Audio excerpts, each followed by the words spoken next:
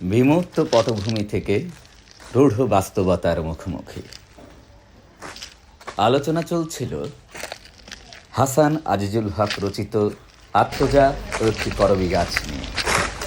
যে বিমূর্ত একটা পটভূমি থেকে গল্পকার আমাদেরকে নিয়ে যাবেন একটা গোপন রূঢ় বাস্তবতার তিনি উন্মোচন করবেন বিমূর্ত একটা পটভূমি থেকে, তাই না? একদম। কিন্তু সেই পটভূমি তিনি যেভাবে নির্মাণ করেছেন তাতে করে পাঠক হিসেবে কিন্তু আমার নিজস্ব অভিজ্ঞতা, আমি কিন্তু অত্যন্ত ত্যক্ত হয়ে উঠি যে গল্পটা কোথায় যাচ্ছে, তিনজন কোথায় যাচ্ছে বোঝা যাচ্ছে না। একবার মামার কথা বলেন এবং তারা অত্যন্ত বিরক্ত, এবং তিনজনই কিন্তু তরুণ। একজন হয়তো ছেচর, যে আরেকজনের পকেট কাটে, একজন পড়ালেখা বাদ দিয়ে দিয়েছে ইনাম, কেমন, এবং তাদের পকেটে কোনো টাকা পয়সা নেই, হয়তো চুরি চামারি করতে গিয়ে কেউ ধরা পড়ছে, মার খাচ্ছে। কেমন সঙ্গীত তাদের ভালো লাগছে না, কারণ তারা তরুণ এবং তাদের অভিসন্ধি ওই কেশুবাবুর মেয়ের প্রতি, যেটা পরবর্তীকালে গিয়ে আমরা জানতে পারি। রাইট। কেমন তার প্রতি তাদের চিন্তা, এবং সেই উদ্দেশ্যেই হয়তো তারা বেরিয়ে গেছে। দাদা বসি আবার এখন দেখো যে যাত্রাটা গল্পের লিখন মানে গল্পটা বয়ান তৈরি করা হয়েছে তিনটা ছেলে তরুণ, কেমন তারা একটা গ্রাম্য এবং তাদের রুচি, তাদের চিন্তা, অভিরুচি সবকিছুই অত্যন্ত গর্হিত, এটা বোঝা যাচ্ছে তাদের কথাবার্তা। না তাদের পড়ালেখার প্রতি মনে শ্রদ্ধা ভক্তি আছে, না তাদের স্বাভাবিক জীবনের প্রতি, না তাদের সঙ্গীতের প্রতি। কেমন তারা কেউ, আমি তো বললামই, কেউ হয়তো তোমার ছিনতাই করছে, কেউ পকেট মার। হ্যাঁ, এটাই এদের মানে ছন্ন ছাড়া একটা জীবন। এই জীবনটা দেশভাগের পরে এটা আরো বেড়ে গিয়েছিল। তখন চাকরি নাই বাকরি নাই, কি করে খাবে, জীবন বাঁচানোই তখন হয়ে উঠেছে অনেক বেশি সংগ্রামের ব্যাপার। টিকে থাকাটাই অনেক কঠিন হয়ে যাচ্ছে। দেশভক্ত আর আমাদের জন্য বিশাল ব্যাপক কিছু বই নিয়ে আসেনি, এটা বুঝতে হবে তো। কারণ এখানে একটা বাক্য তোমার মনে আছে কিনা, যে দেশ হারিয়েছে, যে যার দেশ হারিয়েছে তার ভেতর বাইরে নেই, তার ভেতরটাও থাকে না, তার বাইরেটাও থাকে না। কারণ এরকম একজন মানে কোনো বিভক্তিই তো ভালো না। তোমার ভেতরটা যদি খান খান হয়ে যায়, সেটা প্রেমের ব্যর্থতা থেকে হোক, চাকরির ব্যর্থতা থেকে হোক, সংসারের ব্যর্থতা থেকে হোক, তোমার যে কোনো সম্পর্ক যদি ভেঙে যায়, সমাজের ব্যর্থতা, তাই না, নানান রকম কিন্তু আমাদের ভেঙে পড়া আছে। ভেঙে পড়া কোনো কিছুই কোনো ফল দিতে পারে না। তো দেশভাগ তো কোনো ফল নিয়ে আসেনি আমাদের, তাই না? তো কাজে এই তিনটা চরিত্র কিন্তু দেশভাগ থেকে উঠে আসা একটা অন্ধকার তিনটি দিক, তিনটি চরিত্র, তাই তো না? কি মনে হচ্ছে আমাদের এরকম আমার লেগেছে? কাছেও মানে আসলে ওনারা ওই ওদের যেই জার্নিটা ছিল, তাদের মানে মনে হচ্ছিল যে লক্ষ্য বঞ্চিত, কিন্তু তারা একটা কিসের একটা প্লেজার নেবে, তারা যেন কিসের পিছে ছুটছে, মানে কিছু একটা করে বেঁচে থাকতে হবে। তো এখন আসলে আমরা গ্রামে সাধারণত দেখি যে যারা সাধারণ জীবন যাপন করছে দাদা, বুঝলেন, সেখানে ধরেন কেউ কিছু কাজ, মজুরির কাজ করে, খেতে খামারের কাজ করে, আবার গায়ের কাজ বা কায়িক পরিশ্রম করে সবাই একটা সময়ে, সন্ধ্যার সময়ে আপনার মনোরঞ্জনের জন্য তারা আসলে আপনার ইয়েতে যায়, ভিসিআর এই ধরনের দেখতো। আগে আমি যখন ছোট ছিলাম তখনকার কথা বলছি।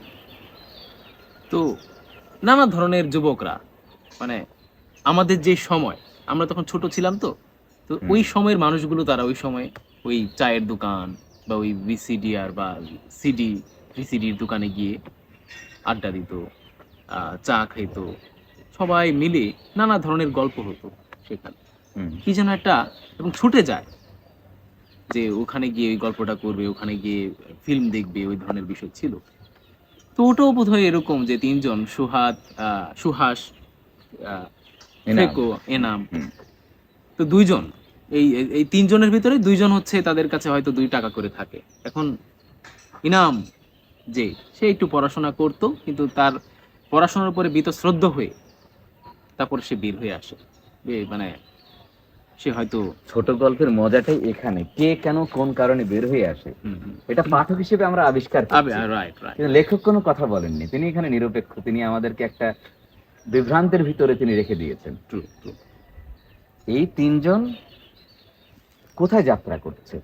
একটা পোড়ো বাড়ি, যেখান থেকে চলে গেছেন দেশভাগের কারণে সেনরা, তারা এই অঞ্চলে থাকতেন, তারা তাদের জীবন গুটিয়ে নিয়ে চলে গেছেন। ওপার থেকে এপারে চলে আসছেন কিছু মানুষ। সেই মানুষটাই কেশববাবু এবং তার পরিবার। তারা এখানে বসবাস শুরু করেছেন। আচ্ছা। তাদের আয় রোজগার নেই, হুম। তারা জীবনটাকে গুছিয়ে তুলতে পারছেন না।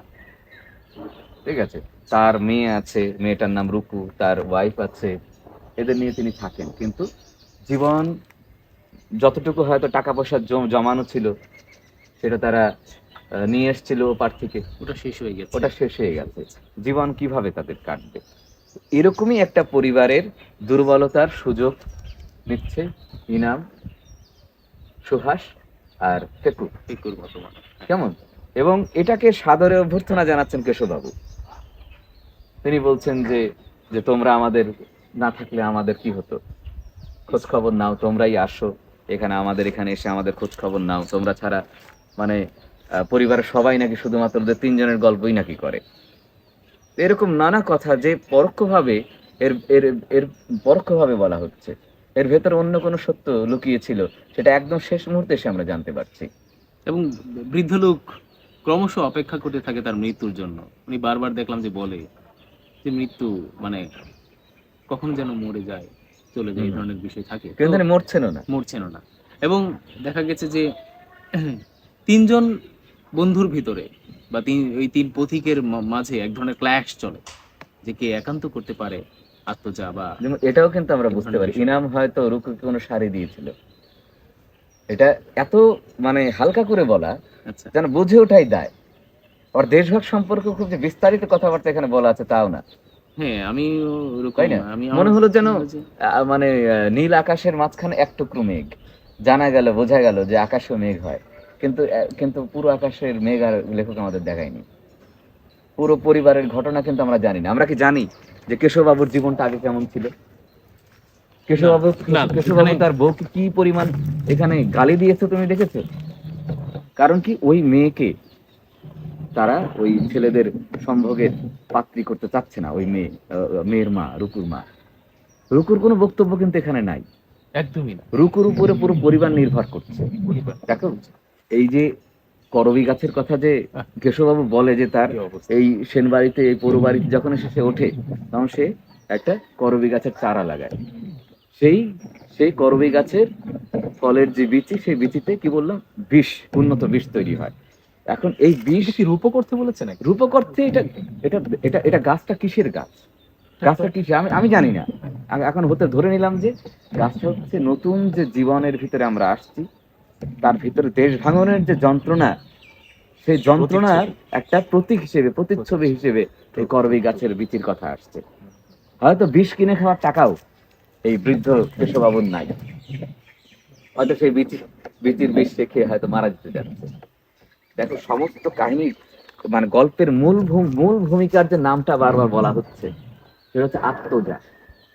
এই কন্যাকে ঘিরে এই পরিবারের মানে অর্থনৈতিক চাকা ঘুরছে। কেমন? অঙ্গ সঙ্গের মাধ্যমে, তাই না, তো? তুমি এটাকে বলতে পারো যে এক ধরনের পতিতাবৃত্তি, না তুমি এটাকে বলতে পারো স্বাভাবিক জীবন প্রবাহ। কিন্তু তাছাড়া বোধহয় তাদের আর কিছু করার ছিল না। ছিল না বলে কি তারা করবী গাছটা লাগিয়েছে? এই বিষ খেয়ে তারা মারা যাবে, কারণ বিষের অনেক দাম। সেরও অনেক দাম ছিল। মানে কি হাহাকারটা না ছিল এই সময়, দেশ ভাগের পরে। কেশববাবু সারাদিন ওদের তিনজনের জন্যই বসে থাকে। তুমি ভাবতে পারো যে বিষয়টা কত এরা মর্মান্তিক হতে আসবে পারে। কিছু টাকা, কিছু টাকা পয়সা এবং থেকে। এটা দিয়ে তাদের জীবন যাপন করবে। হ্যাঁ, ভাবাও যায় না। অনেকটা চলে।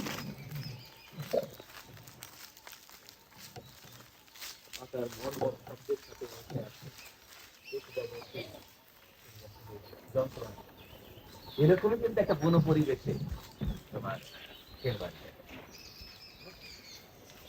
বন পরিবেশের মাঝখানে মানে একটু তোমার জায়গায় এই পরিবারটা এসেছে।